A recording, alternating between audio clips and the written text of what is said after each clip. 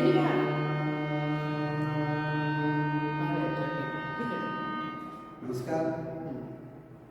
मेरा नाम अजय कुमार महतो और मेरा आज का जो विषय है वह है हिंदुस्तानी शास्त्रीय संगीत। आज हम सभी को यहाँ पे उपस्थित हुए हैं और हिंदुस्तानी शास्त्रीय संगीत के बारे में आज बहुत कुछ जानेंगे और इनके बहुत सारे ऐसे तथ्य हैं जिनको सविस्तार पूर्वक हम लोग आज चर्चा करेंगे और सीखेंगे। आइए चलते हैं आगे, स्लाइड के माध्यम से फिर हम बातें करेंगे। हिंदुस्तानी शास्त्रीय संगीत।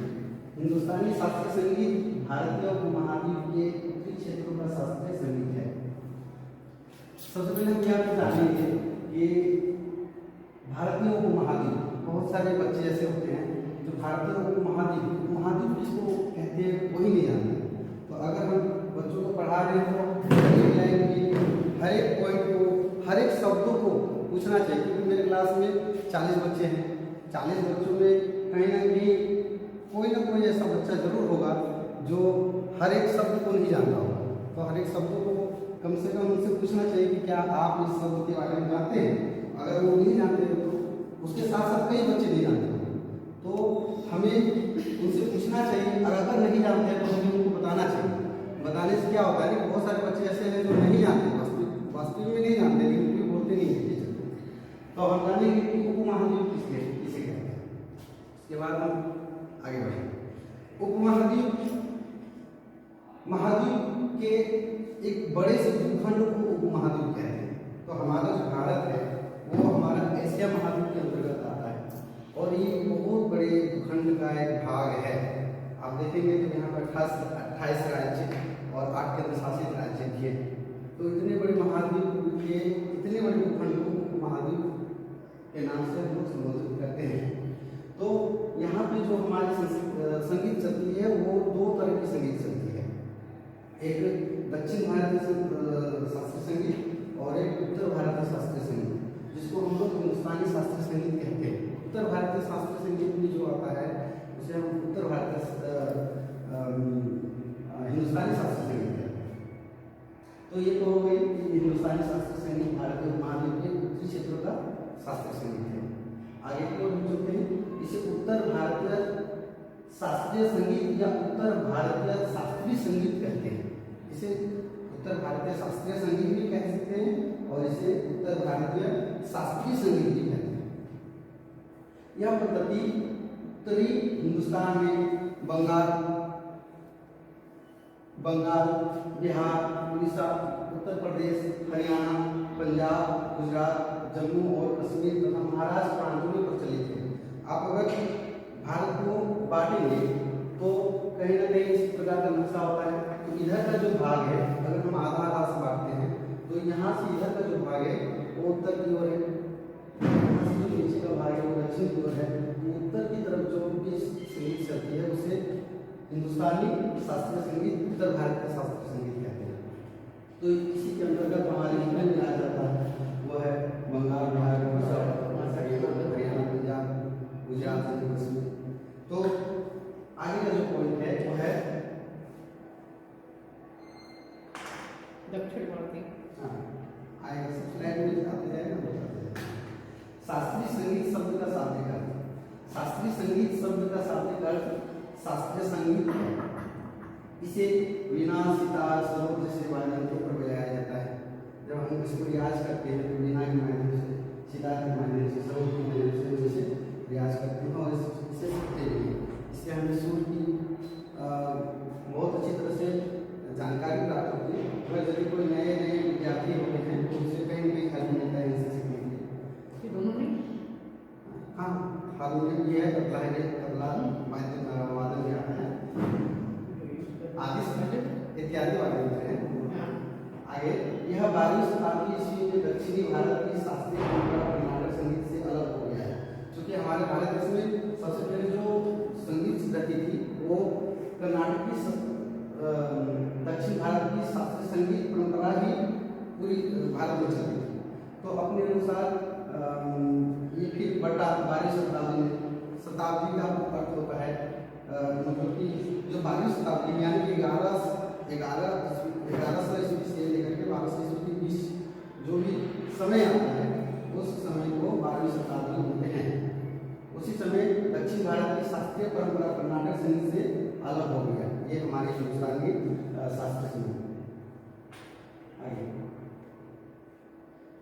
दक्षिणी संगीत पद्धति, इसे अभी हम जाने उत्तर भारतीय शास्त्रीय संगीत के बारे में, तो हम जानेंगे दक्षिणी संगीत पद्धति। इसे कर्नाटक संगीत पद्धति भी कहते हैं। क्योंकि आप यहाँ से देखिएगा कि जो मैप बनाए हैं, मैप के माध्यम से यहाँ से उत्तर की ओर जो भी राज्य आया उस राज्य के बारे में चर्चा करेंगे, लेकिन यहाँ से नीचे की ओर जो राज्य आ रहे हैं उसमें कहीं कर्नाटक भी आता है। तो उस आधार पर यहाँ पे कर्नाटक संगीत पद्धति भी कहा गया है। और यह तमिलनाडु, मैसूर, आंध्र प्रदेश आदि दक्षिण के प्रदेशों में प्रचलित है। ये जो दक्षिणी संगीत पद्धति है यहाँ से यही प्रचलित है। ये दोनों पद्धतियाँ अलग होते हुए भी इनमें बहुत कुछ समानता है। कर्नाटक संगीत में बड़े पैमाने पर संस्कृत, कन्नड़, तेलुगु, तमिल, मलयालम में लिखित रचनाओं का उल्लेख होता है। हमको ये जानना हो, हम ये जानेंगे कि ये जो भाषाएँ हैं, ये भाषाएँ कौन से राज्य में भी चलती है, इसके बारे में जानेंगे। और बच्चों को भी बताएंगे, उसमें कहीं ना कहीं ज़्यादा ध्यान दिया जाएगा।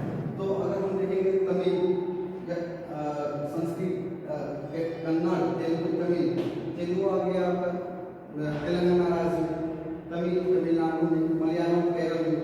तो ये इधर की जो राज्य है वो सारी भाषाओं में यहाँ पे लिखी रचनाओं का उल्लेख मिलता है कर्नाटक संगीत पद्धति में।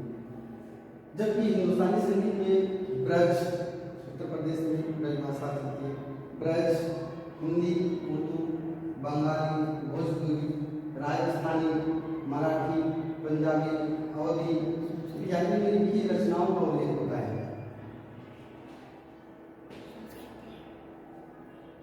संगीत के प्रत्येक कला के मुख्य दो रूप होते हैं, एक क्रिया और एक शास्त्र। क्रिया के अंतर्गत उसकी साधना विधि और शास्त्र के अंतर्गत उसका इतिहास, पारिभाषिक शब्दों की व्याख्या आदि आती है। इसके बाद भी हम इसमें बढ़ते जाएंगे। संगीत के भी दो रूप हैं, एक क्रियात्मक रूप और एक शास्त्र पक्ष। अभी हम इसके बारे में डिटेल जानेंगे, तब हमको यह एहसास होगा कि संगीत में कितने तह तक हम घुसेंगे या घुसते चले जाएंगे। तो क्रियात्मक रूप और शास्त्र पक्ष आगे हम देखते हैं इसके बारे में। संगीत में क्रियात्मक रूप, संगीत का क्रियात्मक रूप वह है जिसे हम कानों द्वारा सुनते हैं अथवा नेत्रों द्वारा देखते हैं। कानों द्वारा सुनते हैं यानी कि हम जब वाद्य यंत्र बजाते हैं, चाहे कोई गाता है तो हम उसको कानों से श्रवण करते हैं। और आंखों द्वारा देखते हैं यानी कि जब कोई नृत्य करते हैं तब उसे आंखों से, अपने आंखों से देखते हैं। यानी दूसरे शब्दों में क्रियात्मक संगीत में गाना, बजाना और नाचना आता है। गायन और वाद्य को हम सुनते हैं और नृत्य को देखते हैं। क्रियात्मक रूप में राग, गीत के प्रकार, आलाप, तान, सरगम, झाला, रेला, टुकड़ा, गत, मील आदि का साधना होती है। संगीत का यह पक्ष बहुत महत्वपूर्ण है। अभी हम इसके बारे में थोड़ा सा जानेंगे। जैसे राग, जब कोई विद्यार्थी अगर सीखना प्रारंभ करते हैं तो उससे सबसे पहले अलंकार सिखाया जाता है, सरगम सिखाया जाता है। वो ऐसा इसलिए क्योंकि जब विद्यार्थी सीखना स्टार्ट करते हैं तो सबसे पहले उनका जो गला होता है, कंठ होता है, वो गाने लायक नहीं होता है, कहीं ना कहीं उसको बनाने की आवश्यकता होती है। तो ऐसे समय में जो भी गुरुजन सिखाते हैं उनको सबसे पहले उनके अभ्यास करने से राग सरगम सिखाया जाता है। तो हम यहाँ जो लिखे हैं राग, गीत के प्रकार, आलाप, तान, सरगम, तो सरगम के बारे में थोड़ा सा प्रैक्टिकल लेते हैं, फिर राग के बारे में बताएंगे, फिर आलाप के बारे में बताएंगे, फिर तान के बारे में बताएंगे और आगे बढ़ेंगे थोड़ा सा।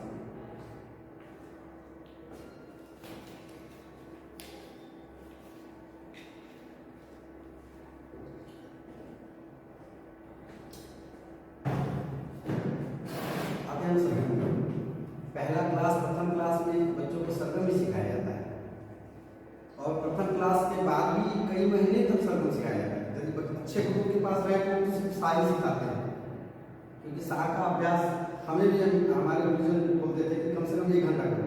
तो हम जिस समय सीख रहे थे तो 2 घंटा सुबह और 2 घंटा शाम को हम रियाज करते थे, 4 घंटा। अभी भी 2 घंटा सुबह होती है, शाम को शायद व्यस्त हो जाते हैं, लेकिन कम है, 8 घंटा होने से। तो सा का रियाज हम रोज 20 मिनट करते थे, ओनली फॉर सा, या फिर ओम से कीजिए या फिर सा से। तो हम तो फिलहाल सा सरगम में चलते हैं। सा को आप कई तरह से गा सकते हैं, लेकिन आपका आवाज़ मधुरता होनी चाहिए, आपकी आवाज़ में मधुरता होनी चाहिए। तो आवाज़ को मधुर बनाने के लिए आप बोलचाल की भाषा में गाएंगे। जैसे कि हम जिस तरह से आपको साफ बजा के दिखाते हैं, सरगम बजा के, उसको आप मधुर कैसे बनाएंगे ये आप पर डिपेंड करता है। अगर थोड़ा सा भी आप मिस्टेक किए तो कहीं ना कहीं बहुत बड़ा गलती कर रहे हैं, जो आगे चल के उसका भरपाई आप नहीं कर सकते हैं। बहुत ही नियम के साथ आपको करना पड़ेगा। जैसे देखिए सा अगर हम करते हैं तो देखिए आवाज़, देखिए आवाज़ हमारी सा, ये भी सा है। एक देखिए सा, ये भी सा है, सा, ये भी सा है। और एक देखिए सा, सा, ये भी सा है। क्या लास्ट वाला आपको सब में अंतर लगा करेंगे? तो ये मधुरता आ गई। इसी वॉइस में आपको रियाज करनी है। ये थोड़ी सी कठिनाई होगी, क्योंकि अच्छा चीज़ को लेने में बहुत ही कठिनाई होती है, लेकिन बाद में जब अभ्यास हो जाता है तो धीरे धीरे धीरे धीरे धीरे धीरे ये हमारे व्यवहार में आ जाता है। हमें अच्छा बनने के लिए यदि कोई बोला जाए तो हमको बड़ी मुश्किल लगता है, लेकिन खराब बनने के लिए कोई बोलेगा भी नहीं, हम लोग खराब तुरंत बन जाते हैं। तो चलते हैं सा के बाद हम लोग सरगम। सबसे पहले सारे हंसी साथ से करते हैं। सा रे गा मा पा धा नी सा, सा नी धा पा मा गा रे सा। इसका नियमित अभ्यास होना चाहिए। हमको जब शुरू में दिया गया था तो मेरे गुरुजी को सा करने के लिए बोले थे, हम सा नहीं कर पा रहे थे।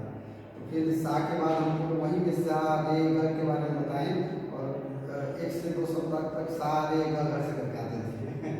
तो बड़ा कठिन चीज़ है, फिर भी हम लोग यहाँ पे धीरे धीरे हम बता रहे हैं, सरगम पे आगे चलते हैं। फ्रीक्वेंसी पर ना डिपेंड करता है। हाँ, आप नीचे से लेंगे कम पे तो वो कम का होगा आपका, जो आपने नहीं। बाद में गाया तो वो तो कम पकड़ेगा ना। हाँ, ये फ्रीक्वेंसी होती है, लेकिन इसमें भी सप्तक है, 3 सप्तक में गाया है। और हाँ, धीरे 3 सप्तक। धीरे धीरे धीरे धीरे ये बढ़ाना। ऊंचाई चलती है। जैसे कि आरोह अवरोह उसको बोलते हैं। आरोह यानी कि अगर आप सा में स्टैंड है तो सा से थोड़ा सा ऊंचा रे, रे से थोड़ा सा ऊंचा गा। तो